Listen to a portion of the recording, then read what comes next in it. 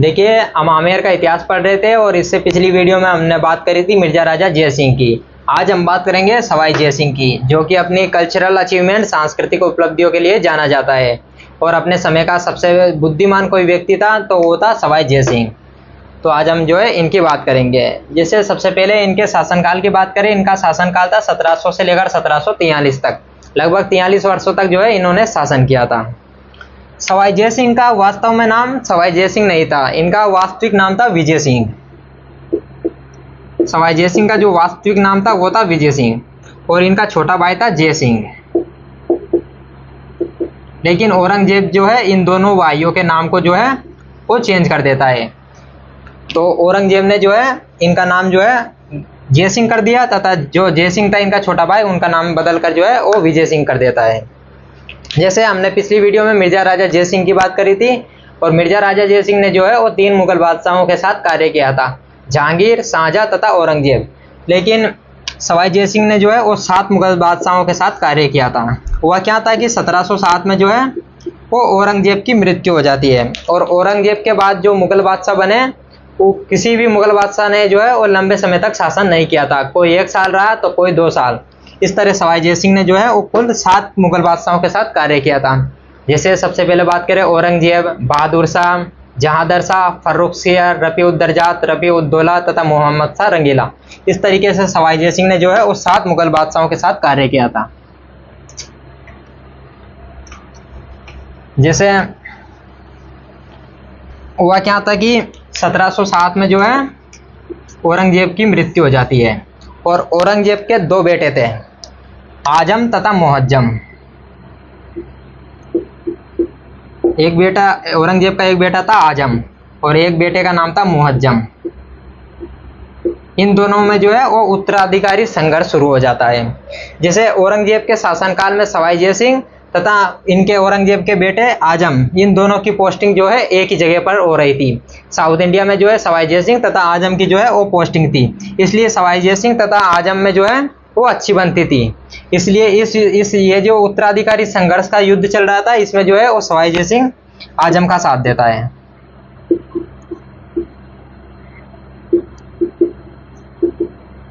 लेकिन जो सवाई जय सिंह का जो छोटा भाई था विजय सिंह, उसने सोचा कि राजा मैं बनूंगा, इसलिए वो जो विजय सिंह था वो मुअज्जम का साथ देता है। और इस संघर्ष में, इस युद्ध में, उत्तराधिकारी युद्ध में जो है वो मुअज्जम जीत जाता है और आजम हार जाता है, और आजम जो है वो मारा जाता है इस युद्ध में। और जो मुअज्जम था, जो औरंगजेब का जो दूसरा बेटा था मुअज्जम, वो बहादुर शाह प्रथम के नाम से जो है मुगल बादशाह बनता है। बहादुर शाह प्रथम के नाम से जो है ये मुगल गद्दी पर बैठता है, और बहादुर शाह प्रथम कहता है कि पता लगाओ कौन कौन अपने खिलाफ था। तो सवाई जय सिंह जो है इनके विरुद्ध लड़ा था। तो जो बहादुर शाह प्रथम है ये आमेर पर आक्रमण करता है, और आमेर पर आक्रमण करके ये सवाई जय सिंह को वहां से हटा देता है, और सवाई जय सिंह के छोटे भाई विजय सिंह को आमेर का राजा नियुक्त कर देता है, और आमेर का नाम बदलकर बहादुर शाह प्रथम कर देता है इस्लामाबाद। यहाँ हमें एक और नाम मिलता है मोमिनाबाद।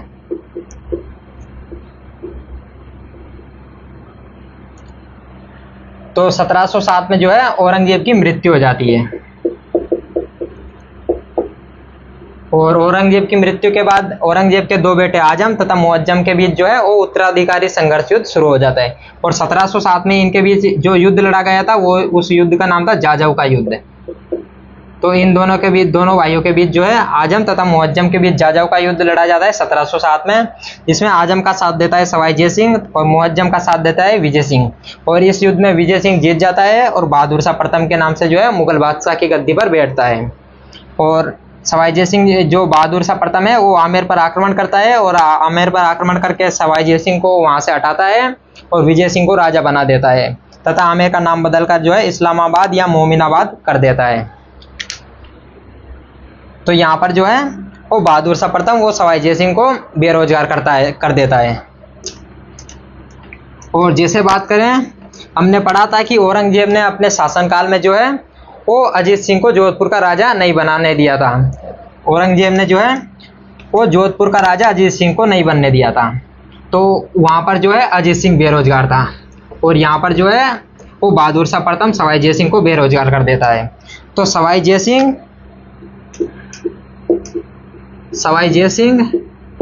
तथा अजीत सिंह ये आपस में जो है गठबंधन बनाते हैं, क्योंकि अजीत सिंह भी जो है वहां पर बेरोजगार है और यहाँ पर जो है वो सवाई जयसिंह बेरोजगार हो जाता है। तो ये दोनों आपस में गठबंधन बनाते हैं और मेवाड़ महाराणा हुआ करते थे उस समय अमर सिंह सेकेंड इनके पास सहायता के लिए जाते हैं कि आप हमारे राज्य जो है वो वापस दिलाओ। सवाई जयसिंह तथा अजीत सिंह दोनों सहायता के लिए जो है वो मेवाड़ जाते हैं अमर सिंह सेकेंड के पास। तो ये तीनों जो है आपस में गठबंधन बनाते हैं, जिसे हम जो है वो देवारी समझौते के नाम से जानते हैं। और इनके बीच जो है देवारी समझौता होता है 1708 में। लेकिन इस देवारी समझौते में जो है वो अमर सिंह सेकेंड ने एक शर्त रखी थी। अमर सिंह की एक बेटी थी चंद्रकमर। तो अमर सिंह सेकेंड ने कहा कि मैं तुम दोनों की सहायता करूंगा, लेकिन मेरी एक शर्त है, जो इसकी बेटी थी चंद्रकमर उसकी जो है वो सवाई जयसिंह के साथ शादी की जाएगी। और इन दोनों का जो पुत्र होगा, जो कि माधो सिंह, बाद में जो है इनका पुत्र होता है माधो सिंह, वो अगला जो है आमेर का राजा बनेगा।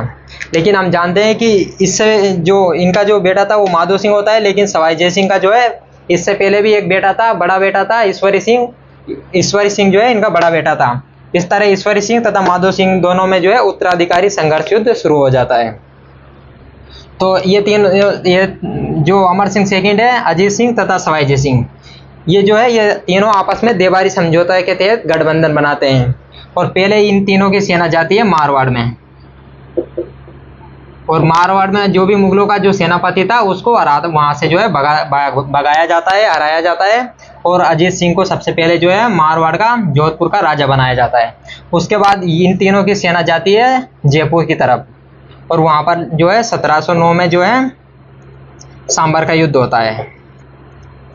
1709 में जो है सांबर का युद्ध होता है, और वहां से जो है वो मुगलों के सेनापति, वहां पर मुगलों का सेनापति लड़ रहा था सैयद खान, उस सैयद खान को जो है हराया जाता है। और उसके बाद जो है जो सवाई जयसिंह है वो वापस आमेर पर जो है वो अपना अधिकार करता है।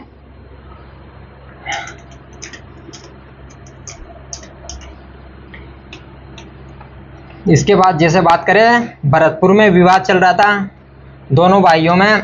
एक भाई का नाम था मोहकम सिंह और एक भाई का नाम था बदन सिंह।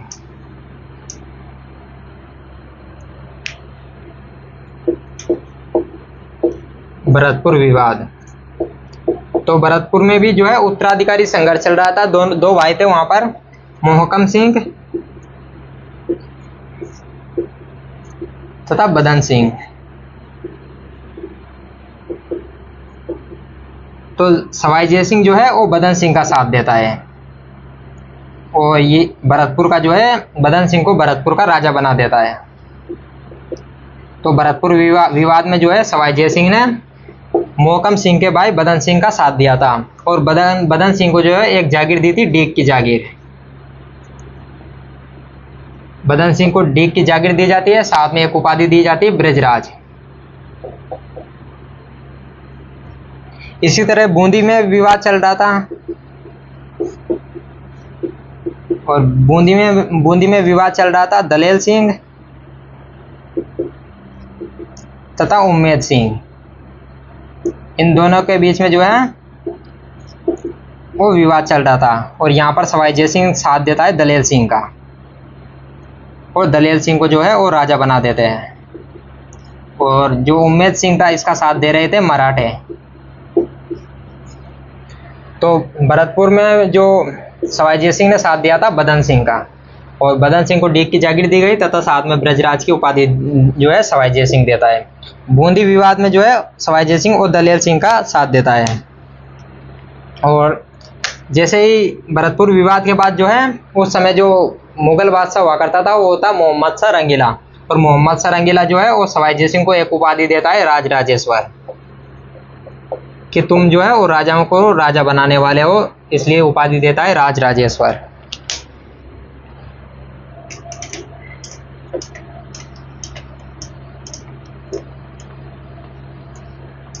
इसके बाद जैसे बात करें, उस समय जो है अब मराठे जो है वो शक्तिशाली रूप में उभर रहे थे।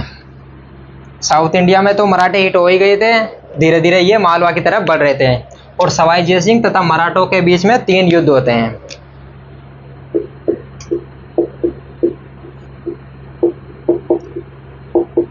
सवाई जयसिंह, मराठे, इनके बीच में जो है वो 3 युद्ध होते हैं। पहला युद्ध होता है पील सुध का युद्ध।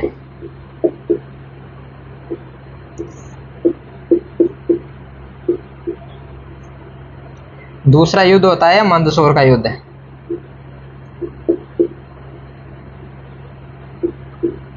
और तीसरा युद्ध होता है रामपुरा का युद्ध।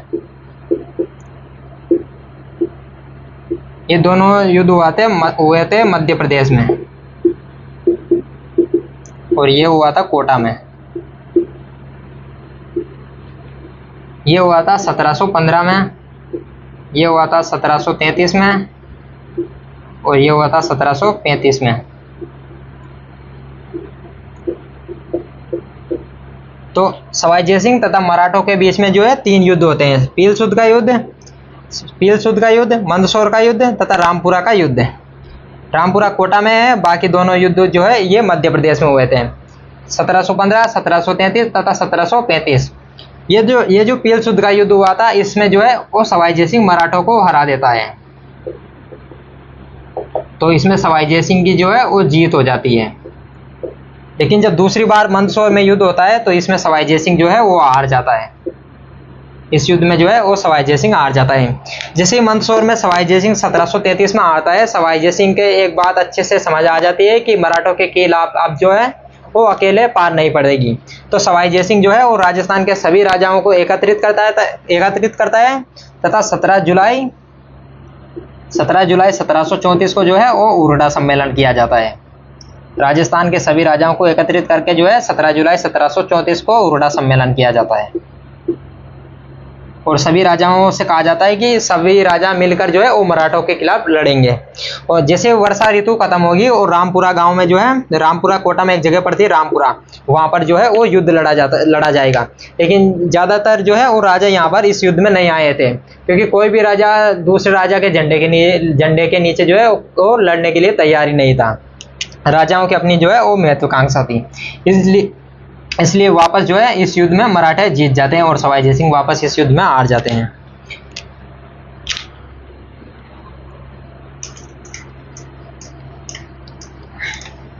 अब हम बात करेंगे धौलपुर समझौते की, क्योंकि मराठे जो है वो लगातार जो है शक्तिशाली हो रहे थे। अब मराठे जो है वो दिल्ली जाकर जो है टैक्स लेने लग गए थे। जिसे हम मॉडर्न इंडिया में पढ़ते हैं कि एक दिन जो मराठों का जो पेशवा था वो था बाजीराव प्रथम, जो कि जिसका सपना था कि मराठा साम्राज्य का जो झंडा है वो अटक से कटक तक जो है वो फहरा दिया जाएगा। उनका जो पेशवा हुआ करता था मराठों का, वो था उस समय बाजीराव प्रथम। तो बात करें धौलपुर समझौते की।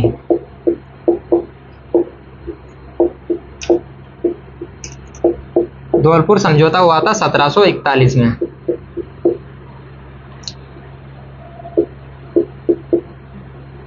मराठों के बीच में तथा सवाई जयसिंह, इनके बीच में जो है धौलपुर समझौता होता है। और सवाई जयसिंह जो है इस समय जो है ये मुगलों का प्रतिनिधि था। मोहम्मद सरंगीला का जो है ये प्रतिनिधि था, क्योंकि मुगल जो मराठे थे वो दिल्ली से जाकर जो है वो टैक्स लेने लग गए थे। और हम मॉडर्न इंडिया में पढ़ते हैं कि एक दिन बाजीराव प्रथम जो है वो दिल्ली अपने मात्र 500 घुड़सवारों के साथ जो है वो दिल्ली को घेर लेता है। और जो मोहम्मद सरंगीला जो मुगल बादशाह हुआ करता था वो बहादुर शाह प्रथम का नाम से जो है वो दिल्ली छोड़कर भाग जाता है। तो धौलपुर समझौता होता है 1741 में मराठों के बीच में, तथा जो मुगलों का जो प्रतिनिधि था, जो मोहम्मद सरंगीला का प्रतिनिधि था, वो था सवाई जयसिंह। इसमें कहा जाता है कि मराठों को जो है वो मालवा दे दिया जाएगा और नर्मदा के जो आसपास का क्षेत्र है वो भी दे दिया जाएगा। तो इसमें जो सवाई जयसिंह है उसको 3 बार मालवा का गवर्नर बनाया गया था। और मराठों की तरफ से जो पेशवा था 1740 में जो है वो मराठों के जो पेशवा थे बाजीराव प्रथम, उनकी तो मृत्यु हो जाती है। और बाद में इनका बेटा था बालाजी बाजीराव। उनके बीच जो है धौलपुर समझौता किया जाता है, बालाजी बाजीराव। ये उस समय मराठों का पेशवा था। तो ये धौलपुर समझौता जो है इनके बीच होता है, जिसमें मराठों को मालवा तथा नर्मदा का जो आसपास का क्षेत्र था वो दे दिया जाता है।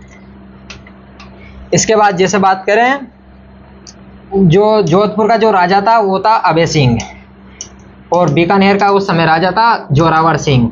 तो इन दोनों के बीच में जो है आपस में नहीं बनती थी, इसलिए एक इनके बीच में जो है युद्ध होता है, गंगवाना का युद्ध।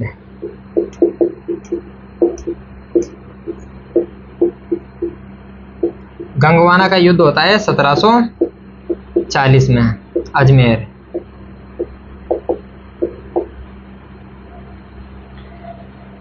तो ये होता है अभय सिंह, अभय सिंह जो है ये जोधपुर का राजा है, और दूसरी तरफ जोरावर सिंह जो कि बीकानेर का राजा है।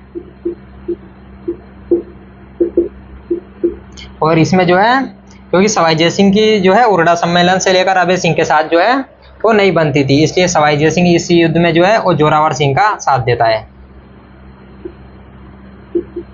और जो जोरावर सिंह है वो इस युद्ध को जीत जाता है, अभय सिंह इस युद्ध में हार जाता है। तो गंगवाना का युद्ध जो है वो अजमेर में एक जगह पड़ती है गंगवाना, इनके बीच जो है युद्ध होता है अभय सिंह तथा जोरावर सिंह के बीच में, जिसमें जोरावर सिंह का जो है वो सवाई जयसिंह इसमें साथ देता है। अब जैसे बात करें, सवाई जयसिंह ने जो है वो अश्वमेध यज्ञ करवाया था 1740 में, जिसे घोड़ा छोड़ा गया था, लेकिन जयपुर के सारे गेट जो है वो बंद कर दिए गए थे। चांदपोल जो सभी जो गेट है जयपुर के वो बंद करके जो है घोड़ा छोड़ा गया था। इस जो अश्वमेध जो यज्ञ किया गया था उसमें जो है जब घोड़ा छोड़ा गया था तो सारे जयपुर के जो गेट है वो बंद कर दिए गए थे। और एक इनका कछुआओं में एक जो राजा था वो था दीप सिंह कुंभाणी। जब घोड़ा छोड़ा गया तो दीप सिंह कुंभाणी जो है वो इस घोड़े को पकड़ लेता है। और जो अश्वमेध जो यज्ञ किया गया था इसके पंडित थे पंडित जगन्नाथ।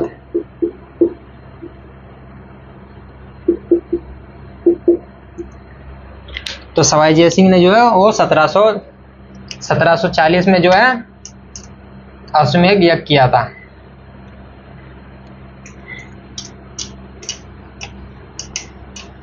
अब इसके बाद बात करेंगे सवाई जयसिंह के सांस्कृतिक उपलब्धियों की।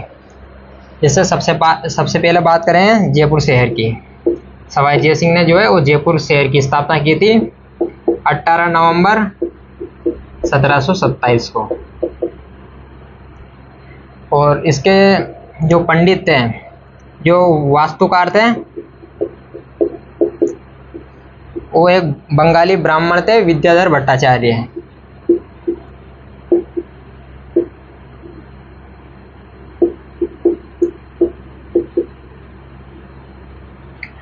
क्योंकि जो सवाई जयसिंह है वो ज्योतिष में जो है वो बहुत ज़्यादा विश्वास करता था, इसलिए पुर्तगाल से एक ज्योतिषी बुलाया गया कि आप बताओ क्या करना है और क्या नहीं करना है। तो पुर्तगाल से एक ज्योतिषी बुलाया गया जेवियर डी सिल्वा। ये पुर्तगाली ज्योतिषी था। पहले जब जयपुर की स्थापना की जा रही थी तब पहले जो है पता लगाया गया कि दुनिया में जो है कौन कौन से शहर ऐसे हैं जो अच्छे से बसे हुए हैं। तो पता चला कि दुनिया के 2 शहर ऐसे हैं जो मैप के आधार पर बहुत अच्छे से बसे हुए हैं। जैसे एक चाइना का शहर था कैंटन, और एक इराक का था बगदाद।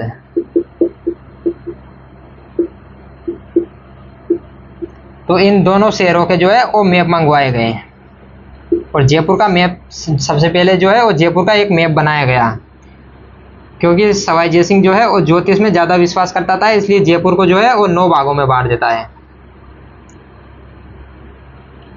जैसे यहाँ पर सबसे पहले जो है वो राजा का यहाँ पर महल बनाया जाएगा, यहाँ पर गोविंद देव जी का जो मंदिर बनाया जाएगा, यहाँ पर छोटी चौपड़, यहाँ पर बड़ी चौपड़, यहाँ पर जोहरी बाजार। इस तरह जो है सवाई जय सिंह ने जो है वो जयपुर को 9 वर्ग सिद्धांत के आधार पर बनाया था।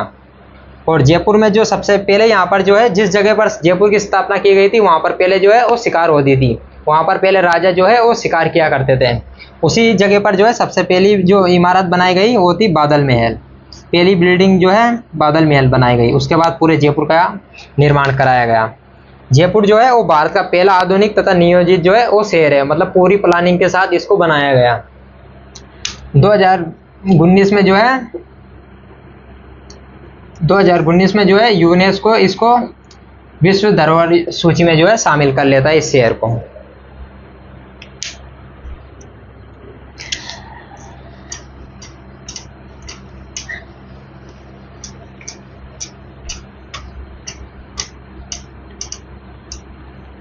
इस समय जैसे बात करें, उस समय मराठों के जो है वो आक्रमण ज़्यादा हो रहे थे, तो मराठों के आक्रमण से बचने के लिए जो है वो सवाई जय सिंह ने एक किला बनाया था, नाहरगढ़ का किला। तो नाहरगढ़ का किला जो है वो मराठों से बचने के लिए बनाया गया था। पहले इसका नाम जो है वो सुदर्शनगढ़ था, क्योंकि जयपुर वाले जो है भगवान कृष्ण में अधिक विश्वास करते थे, इसलिए पहले इस किले का नाम था सुदर्शनगढ़। लेकिन बाद में यहाँ पर जो है एक सैनिक मरता है नाहर सिंह, इसलिए इसका नाम जो है नाहरगढ़ कर दिया जाता है। यहाँ पर जो है एक सैनिक मरता है नाहर सिंह। नाहरगढ़ को जो है वो जयपुर का पहरेदार कहा जाता है।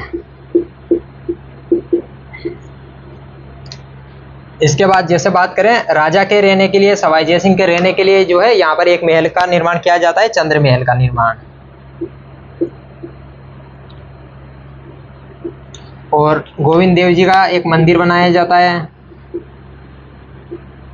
भगवान कृष्ण का जो है यहाँ पर एक मंदिर बनाया जाता है गोविंद देव जी का, जो कि गौड़ीय संप्रदाय का मंदिर है।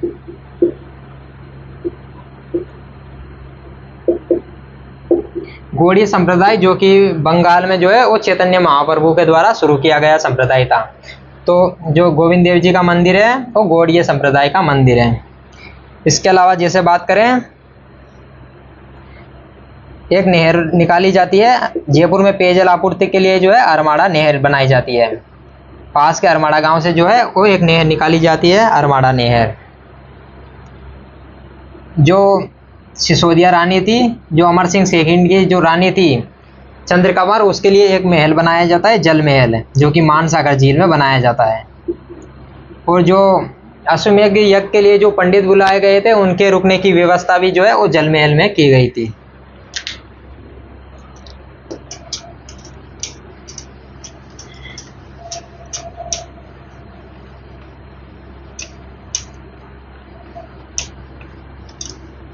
इसके बाद जैसे बात करें जंतर मंतर की, जो कि सवाई जय सिंह की एक बहुत बड़ी उपलब्धि है। देश के 5 स्थानों पर जो है वो जंतर मंतर बनाए गए। सबसे पहले दिल्ली में, उसके बाद जयपुर में, उज्जैन, मथुरा तथा बनारस। 5 जगह पर जो है वो जंतर मंतर बनाए गए हैं। सबसे पहले दिल्ली में बनाया गया, लेकिन जयपुर का जो है वो सबसे बड़ा जंतर मंतर है और दिल्ली में सबसे पहले बनाया गया था। जैसे यहाँ पर जो है जंतर मंतर का जो वास्तविक नाम है वो है यंत्र मंत्र। इसका वास्तविक नाम जो है यंत्र मंत्र। यंत्र का मतलब होता है उपकरण, मंत्र का मतलब होता है गणना करना। यहाँ पर ऐसे उपकरण लगे हुए हैं जो कि गणना करते हैं। पूरी की पूरी यहाँ पर वेधशाला है। जैसे किन किन की गणना करता है, जैसे अक्षांश, देशांतर, वायु दाब, वायु राशियाँ, गुरुत्वाकर्षण, इनकी जो है वो ये उपकरण गणना करते हैं। तो यहाँ पर जो है जंतर मंतर बनाया जाता है। और इसको जो है इस जंतर मंतर को भी यूनेस्को के द्वारा विश्व धरोहर सूची में जो है वो शामिल कर लिया गया।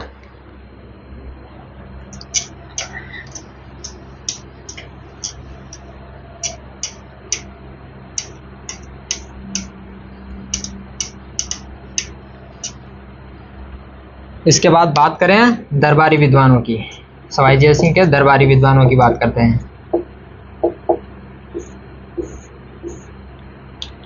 जैसे एक था पंडित जगन्नाथ।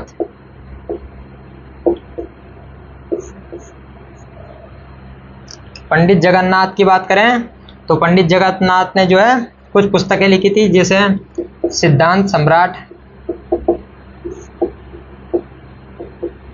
तथा सिद्धांत कौस्तुभ।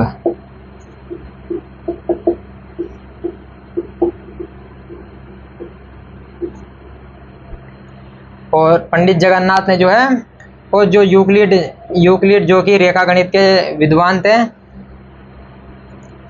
इनकी जो बुक थी ज्यामिति, इसका संस्कृत में जो है अनुवाद किया था।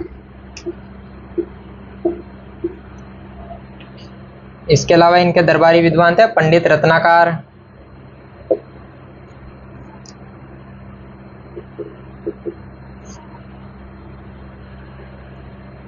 और केवल राम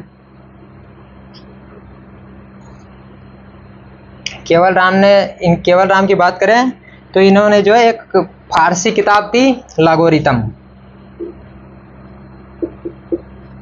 एक फारसी किताब लागोरिथम का जो है वो संस्कृत में अनुवाद किया था।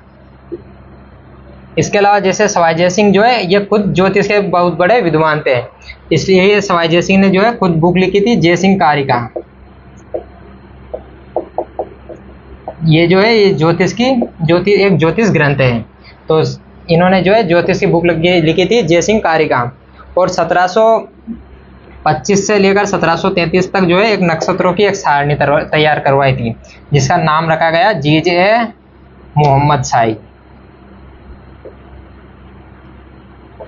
क्योंकि उस समय जो मुगल बादशाह था वो था मोहम्मद शाह रंगीला, इसलिए नक्षत्रों की एक सारणी कराई जाती है, उसका नाम था जीजे मोहम्मद शाही। इसके अलावा जैसे जो इन सब किताबों के लिए जो है सवाई जय सिंह ने 2 व्यक्तियों को जो है विदेशों में भेजा था, मोहम्मद शरीफ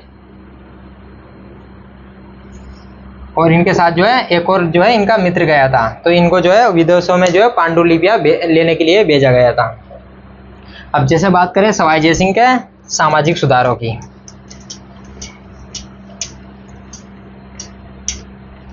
तो इन्होंने सांस्कृतिक उपलब्धियों के अलावा जैसे कई सामाजिक सुधार भी किए थे। जैसे बात करें इन्होंने जो है वो सती प्रथा को इन्होंने जो है नियंत्रित करने का प्रयास किया था।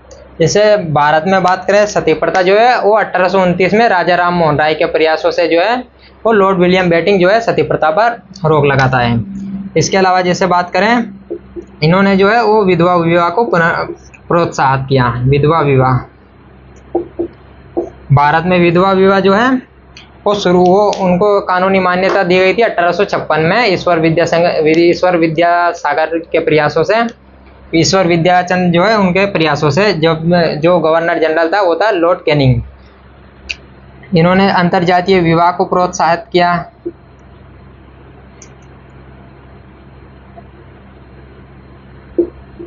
अंतर्जातीय विवाह को जो है इन्होंने बढ़ावा दिया। इसके अलावा जो ब्राह्मण थे उनमें जो है आपसी भेदभावों को भी जो है सवाई जय सिंह ने समाप्त करवाया। और जो साधु थे, जो सन्यासी साधु थे, उनको जो है गृहस्थ जीवन जीने के लिए प्रोत्साहन किया और इनके लिए जो है मथुरा के पास एक गांव बसा कर दिया, बैरागपुरा। बाल विवाह को जो है इन्होंने बंद करवाने का प्रयास किया। तो इस तरह जो सवाई जय सिंह थे इनके काफ़ी सामाजिक सुधार इनके द्वारा किए गए थे। तो ये सवाई जय सिंह से संबंधित प्रमुख बातें थी।